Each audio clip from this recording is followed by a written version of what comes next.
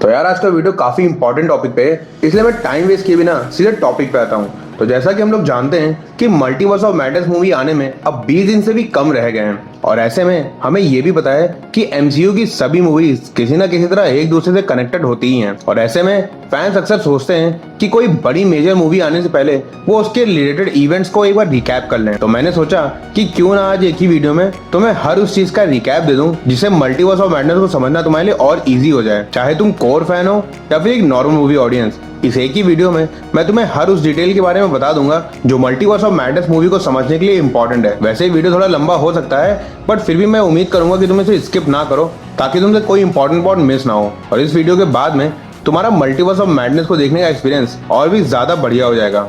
इसीलिए आज इस वीडियो में मैं कवर करने जा रहा हूँ डॉक्टर स्ट्रेंज की एमसीयू में अभी तक की टोटल जर्नी, वांडाविजन और लोकी की वेब सीरीज, और साथ ही साथ इन तीनों से रिलेटेड कौन कौन से कैरेक्टर्स तुम्हें मल्टीवर्स ऑफ मैडनेस में देखने को मिल सकते हैं वो भी मैं तुम्हें बताऊंगा। तो फिलहाल अब बहुत देरी की बिना अब शुरू करते हैं आज का वीडियो।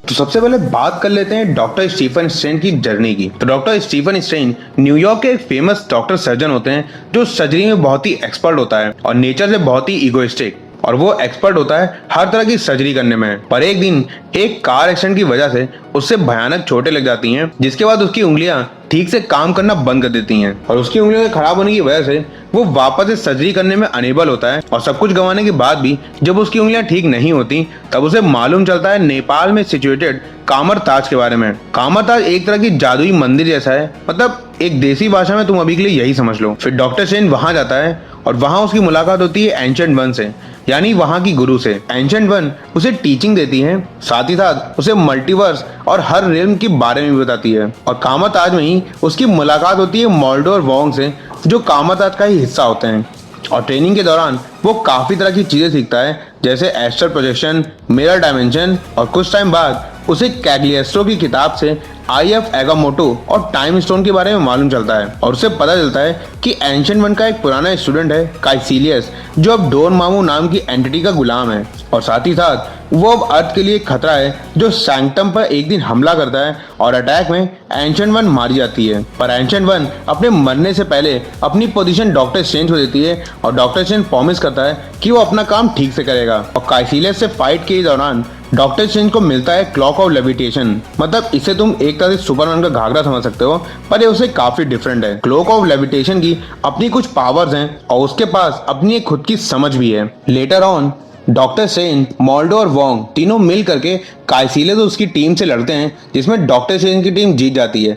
पर मूवी के एंड में मोल्डो डॉक्टर स्ट्रेंज और वोंग को छोड़ के चला जाता है, क्योंकि उसका मानना यह होता है कि किसी भी कंडीशन में टाइम स्टोन का यूज करके समय के साथ छेड़खानी करना सही नहीं है, क्योंकि इससे काफी तरह की प्रॉब्लम्स क्रिएट हो सकती हैं। पर डॉक्टर स्ट्रेंज का मानना यह होता है कि अगर कुछ सही करने के लिए टाइम से छेड़खानी करनी पड़े तो वो गलत नहीं है। और कुछ टाइम बाद जब इन्फिनिटी स्टोन्स की मदद से दुनिया से आधी पॉपुलेशन खत्म करने थैनोस अर्थ पे आता है, तो उसी टाइम टाइटन प्लैनेट पे टाइम स्टोन की हेल्प से डॉक्टर स्ट्रेंज 1,40,06,5 फ्यूचर पॉसिबिलिटीज देखते हैं, और थैनोस को टाइम स्टोन देने के बदले टोनी स्टार्क को जिंदा जाने देने का सौदा करते हैं, क्योंकि उसने फ्यूचर पॉसिबिलिटीज में देख लिया था कि टोनी स्टार्क की एक आखिरी पॉसिबिलिटी है जिससे थैनोस को हराया जा सकता है। और उसके बाद सारे स्टोन्स कलेक्ट करने के बाद थैनोस वकांडा पे अटैक करता है और अपना काम पूरा करता है, और चुटकी बजाने के बाद आधी पॉपुलेशन खत्म करने में काफी लोग मारे जाते हैं, इंक्लूडिंग विजन। अब तुम विजन कौन है ये समझ लो।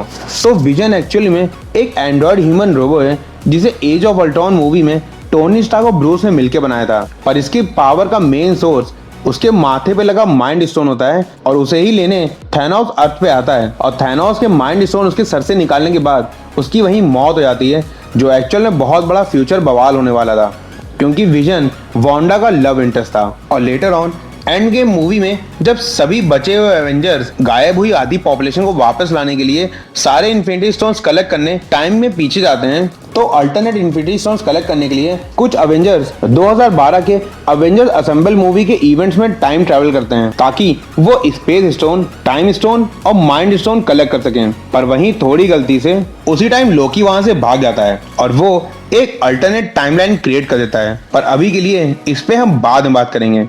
आगे सभी लोग थैनोस को हरा देते हैं, जिसमें आयरन मैन मारा जाता है। और उसके बाद स्पाइडरमैन फार फ्रॉम होम में जब पीटर और मिस्टीरियो में लड़ाई होती है, तो उसी टाइम थोड़ी गलती से पीटर की आइडेंटिटी पूरी दुनिया के सामने आ जाती है और मिस्टीरियो सबको बता देता है कि पीटर पार्कर ही असली स्पाइडरमैन है। अब यहाँ से मल्टीवर्स ऑफ मैडनेस के क्रिएट होने के 3 रीजंस बन जाते हैं। पहला, लोकी का भागना और अल्टरनेट टाइमलाइन क्रिएट करना। दूसरा, विजन का मर जाना।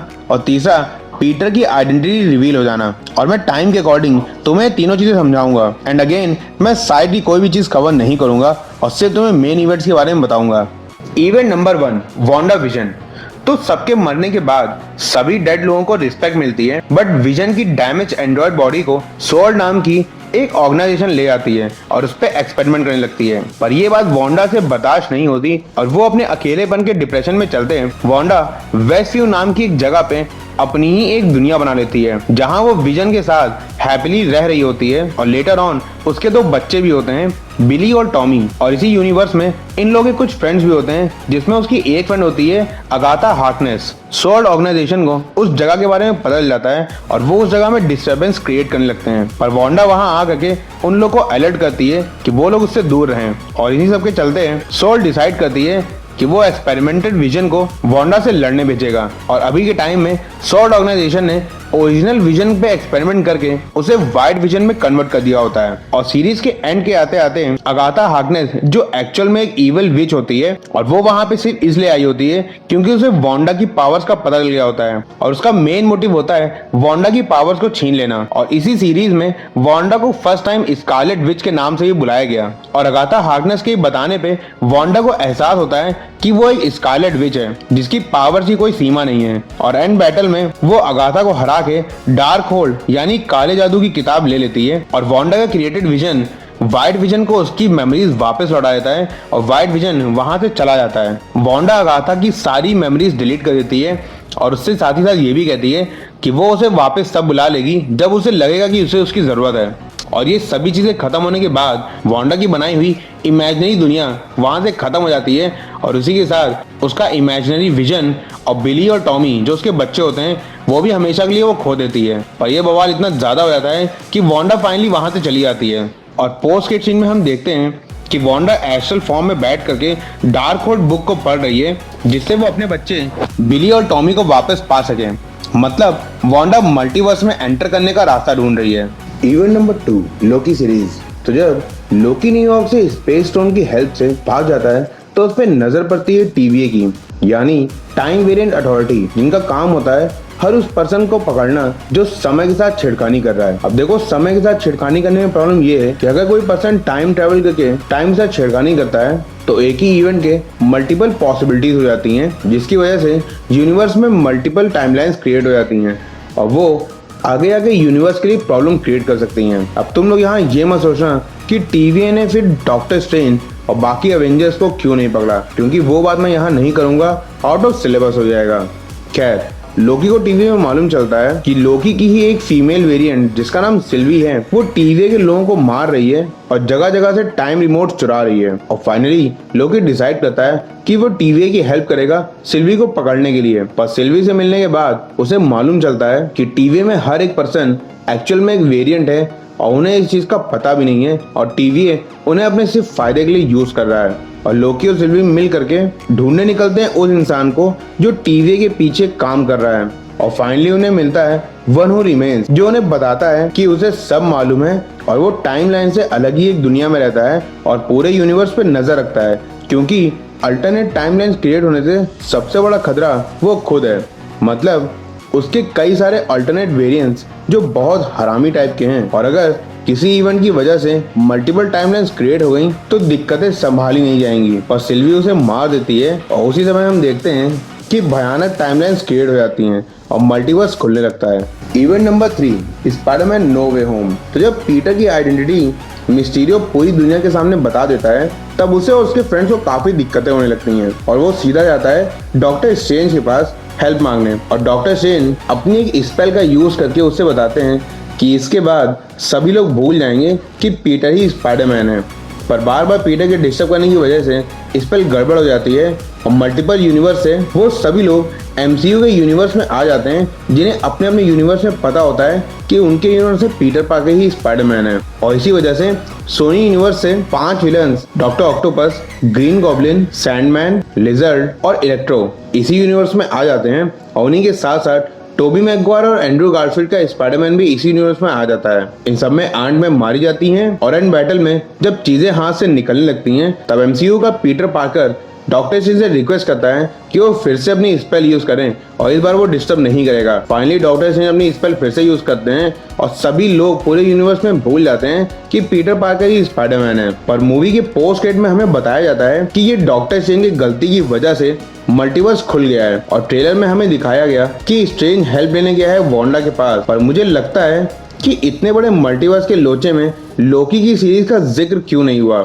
जबकि एक्चुअल सबसे बड़ी मुसीबत तो लोकी सीरीज में ही क्रिएट हुई थी। इसलिए मुझे क्या अभी भी किसी को क्लियर नहीं है कि एक्चुअल में मल्टीवर्स के दरवाजे खुले हैं तो आखिर इनमें से किस इवेंट की वजह से।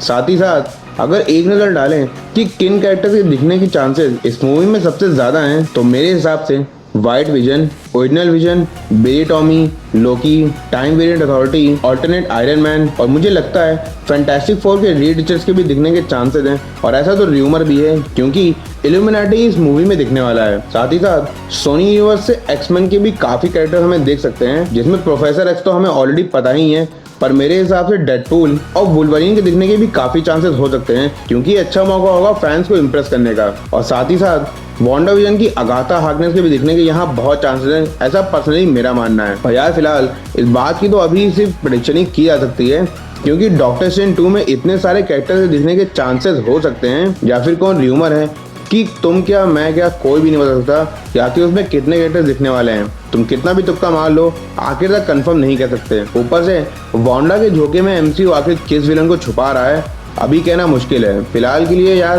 ये 3 मेजर इवेंट्स हैं जो मेन रीजन बन रहे हैं मल्टीवर्स के दरवाजे खुलने का। आई होप मैंने इन सभी इवेंट्स का अच्छे से रिकैप दिया होगा। अगर तुम्हें वीडियो पसंद आया हो तो प्लीज इसको लाइक करना, साथ ही साथ कमेंट करके तुम ये भी बताना कि तुम्हें क्या लगता है कि और कौन कौन से कैरेक्टर्स के दिखने के इसमें सबसे ज्यादा चांसेस हैं। मैं ऐसे ही फैक्ट्स वीडियोस लाता रहता हूँ, तो उन्हें मिस ना करने के लिए मेरे चैनल फिल्मी फोटोज को सब्सक्राइब करके वो बेल आइकन जरूर बजा देना। अब मिलूंगा जल्दी किसी नई अमेजिंग स्टोरी के साथ, तब तक के लिए बाय बाय।